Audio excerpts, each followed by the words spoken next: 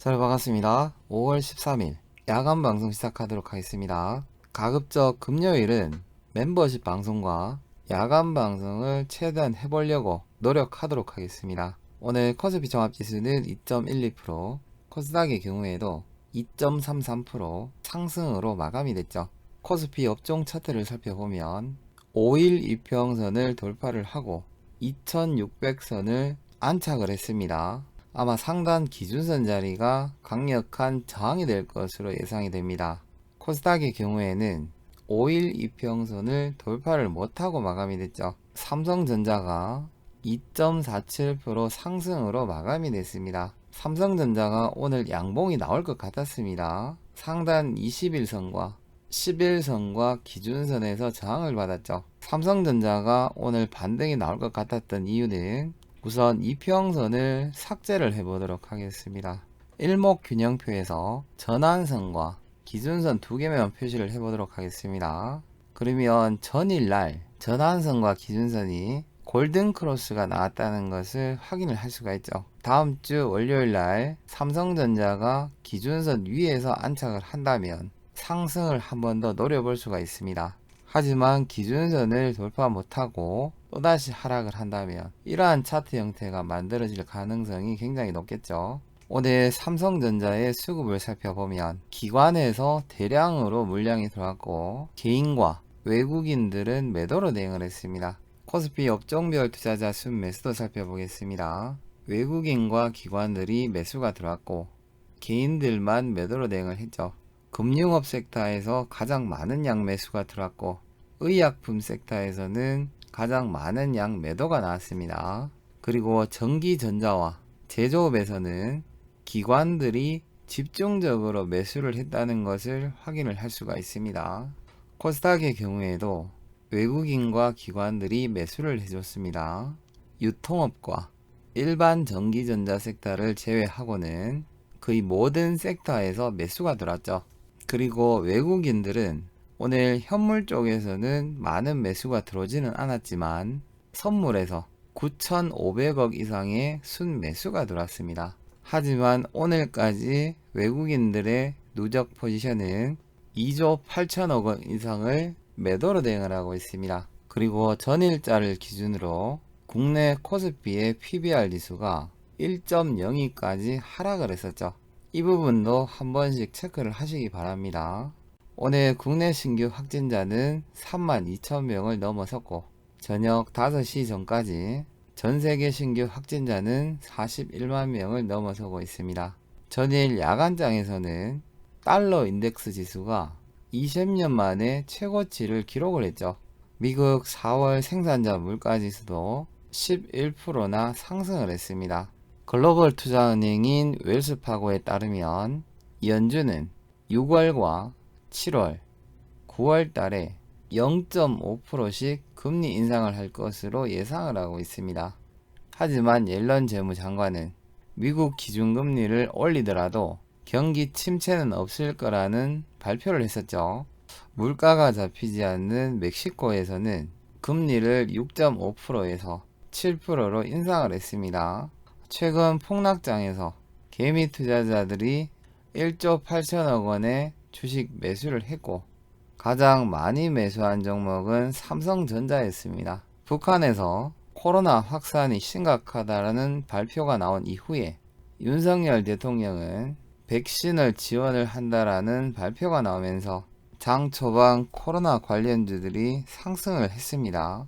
쌍용차 인수 예정자로 KG그룹이 선정이 됐다라는 발표가 나오면서 KG 관련주들이 큰 폭으로 상승을 하고 있죠. 중국 봉쇄로 인한 테슬라의 중국 판매량이 98%나 급감했다라는 발표가 나왔습니다. 한편 상하이 종합지수는 0.96% 상승으로 마감이 됐죠. 오늘 야간에는 FMC 멤버의 연설 외에는 특별한 지표는 없습니다. 현재 시각이 6시 50분을 지나고 있는데 미국 선물지수와 독일을 포함한 유럽 주요 국가들은 1%대 상승으로 출발을 하고 있습니다. 원달러 환율은 1283원대에서 거래가 되고 있죠. 당분간 시장은 급등 나가는 장이 많이 나올 것으로 예상이 되고 있습니다. 전일 실적 특징주였던 조일 알미늄은 오늘 시가가 18%대에 시작이 됐기 때문에 진입하신 분들은 없을 것으로 예상이 됩니다. 관심 종목이나 223 기법으로 들였던 KT의 경우에는 0.68%대까지 하락을 했다가 2%까지 상승하고 마감이 됐죠. 짧은 수익으로 마감이 되신 분도 있으실 것 같고, 만약 보유하고 계신다면 적절하게 대응하시길 바랍니다. 5월 16일 월요일 특징 종목은 KG그룹사의 KG모빌리언스입니다. 그리고 5월 16일 월요일 관심 종목을 두 종목을 찾아봤습니다.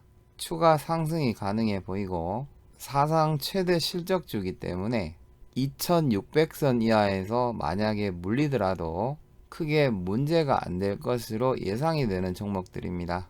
우선 첫 번째 종목은 롯데지주입니다.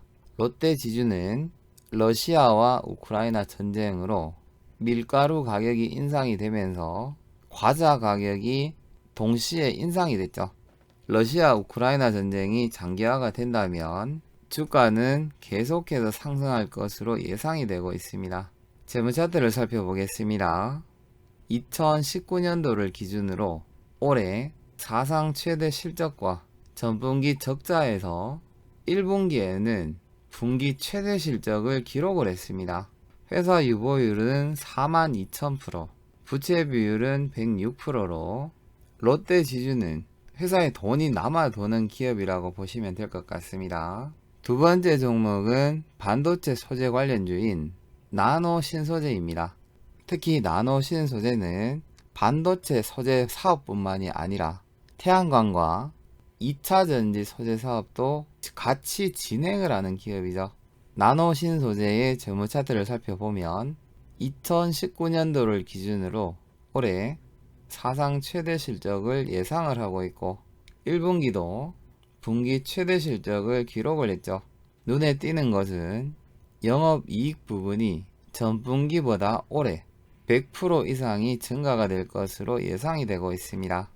회사 유보율은 1798%, 부채 비율은 21%로 회사 재무 건전성도 굉장히 우수한 기업입니다. 힘든 시장이 계속해서 이어지고 있지만 안전한 종목으로 안전하게 대응을 한다면 어떠한 폭락장이 오더라도 크게 문제가 되지는 않습니다.